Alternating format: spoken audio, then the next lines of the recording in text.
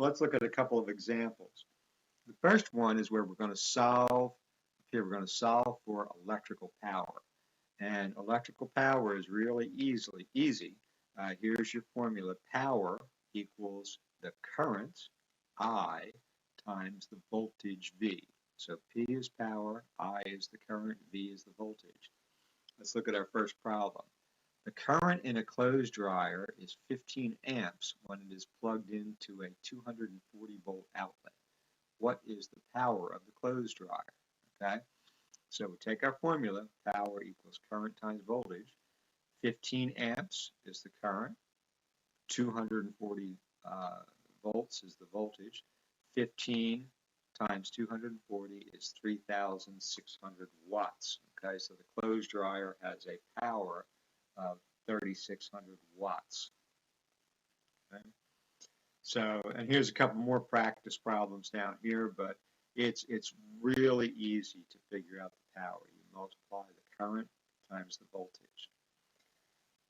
Okay. Now we can also figure out the electrical energy that a device uses, and this will tell us how much we're going to be charged from the power company as we operate a device.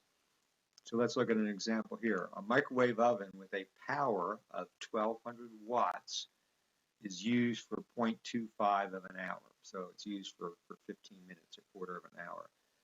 How much electrical energy did the power company provide for the microwave? So our formula is the energy equals the power times the time that the power was used, okay? And in this problem, the power was 1,200 watts, or 1.2 kilowatts, and the time was 0.25 of an hour. So we multiply 1.2 kilowatts, the power, times 0.25 of an hour, the time, and that gives us an energy usage of 0.3 kilowatts per hour. 0.3 kilowatts per hour. Okay, so that's how we would figure out the electrical energy used by a device. Okay, and you have another example down here of a refrigerator where you can figure out the usage.